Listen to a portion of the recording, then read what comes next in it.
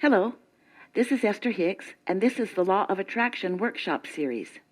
This workshop was recorded in San Diego, California, on Saturday, the 14th day of January of the year 2023.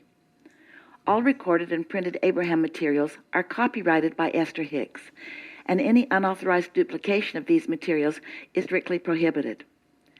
Our primary intent with this work is to connect with those who are attracting this information, and we're so appreciative of the role of your intentions in this joyous co-creative experience.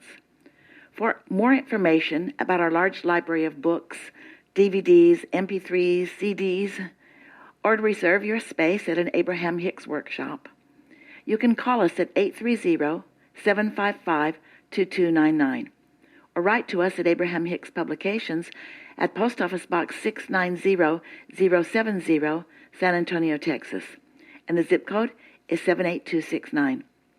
Or, of course, you can visit us on our website at www.abraham-hicks.com. It is nice to have an opportunity to visit. Really nice. This is co-creating at its best, you know. You see, you have dragged your physical bodies here. It will be nice as we move forward together today for you to feel, even in a more pronounced way than usual, that you, in these beautiful bodies, are an extension of source energy, that there really is not such a big difference between the non-physical part of you, that inner being part, and this part. Oh, you can get focused in ways that you can't feel that connection. When you feel negative emotion, that's all that is happening.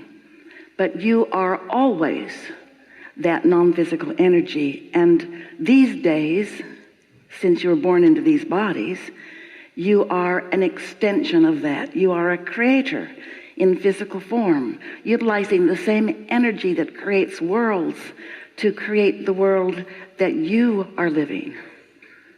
You are attracting every part of it by the vibrational offering that you continue to offer. And what this gathering is about is to help you be more aware of that moment by moment by moment by moment offering of focus, because that's what equals your vibrational point of attraction. And your vibrational point of attraction is what manifests into everything that you call your life. How you feel, who's around you, how they behave. Everything about your life is about your attraction, no one else's, your attraction. Oh, you might be observing others, and in your observation, in your human, eternal, wanting to sift and sort and catalog and pigeonhole and compare and compete, you may, in your observation of what's going on around you, you may push hard against something, and so it may seem like that object of attention is the reason that your life isn't going well in that moment. But it's not because of something that anyone else is doing to you. It's about your invitation of a vibration in your observation of a situation that causes you to be a point of attraction that is different than the point of attraction that you would choose if you were really thinking about it. It's just a knee-jerk reaction to life. That's easy to understand, isn't it? But you are deliberate creators. You would not be here if you are not. And you are not wanting to knee-jerk your way through life. You don't want to be a reactor. You want to be a deliberate creator. You want to set the tone of what comes to you. And it might be easier for you to hear that or for you to implement it right away if you didn't already have some practiced momentum going. That's what your beliefs are. Your beliefs are thoughts you continue to think, and the thoughts you continue to think are manifestations of vibrations which equal your point of attraction. So you've got all this going on that often you don't even know you've got going on until it manifests, and then you say, what the heck?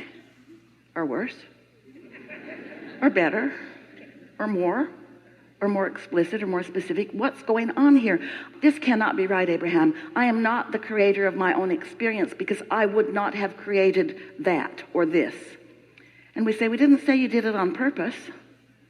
We didn't say that you deliberately chose it because you want it, but we will always say you accomplished a point of attraction by focus, usually by observing something. You practiced it until you got a trend going, and that trend long enough that now it's manifesting not just in other vibrations like it, but in thoughts about it. And not just by thoughts about it and other thoughts like that, but by experiences, people, words from others. Everything about your life experience is about that. The other day, Esther had an interesting experience. It was interesting to her. It may be to you. But we think it's a really good basis for everything that we're going to be talking about together today. She decided to make, for the first time in a long time, some soft-boiled eggs for herself. Now, she knows how to do that, but she couldn't remember exactly what her formula was for exactly the eggs the way she wants them. So she looked in her notes and she saw, put the eggs in a pan, cover them with water an inch above the eggs, turn on the heat, and bring it to a full boil, and then turn it off, put the lid on it, and wait exactly 3 minutes. This was Esther's discovered through life experience formula, and you have the perfect hard-boiled eggs that you want to eat. So Esther's in a new kitchen with a new stove, and she wasn't sure how fast this was going to happen. She turned it on. She decided to just stand there and watch the pot boil. You know what they say about that. But she stood and watched it, and she noticed the bubbles forming on the bottom and then moving up the edge of the pan. And then eventually, much longer than Esther really thought it should take, the water came to a full boil. And so she turned it off and put the lid on and experienced wonderful eggs just the way she wanted them to be. But then she couldn't stop thinking about it, because she had noticed that as the water got hotter, it was as if it had to get this hot before it could get this hot, before it could get this hot, before it could get this hot. In other words, there was a progression of it. And she also realized something. In fact, she said it right out loud and then laughed because she was the only one there. That's not uncommon for her.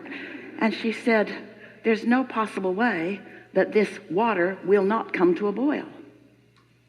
And this is what we want you to understand about every manifestation that is important to you.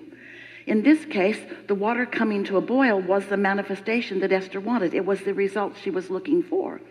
And she didn't doubt it. She didn't turn it on and then turn it off. She didn't test it. Are you going to come to a boil on your own? She didn't challenge it. She didn't feel guilty that she hadn't boiled an egg in over 2 years. She just acknowledged that it had to happen because that's how the laws of physics work, yes? And it's how the law of attraction works too.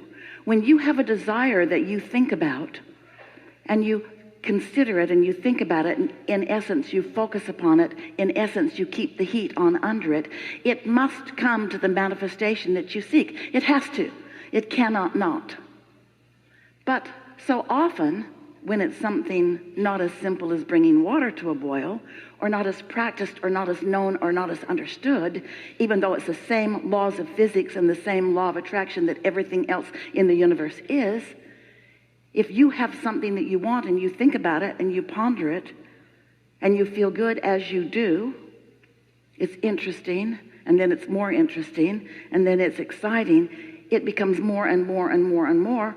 It isn't turning your attention away from it. It is turning your focus in opposition to it that turns the water off under the eggs of every manifestation that is important to you.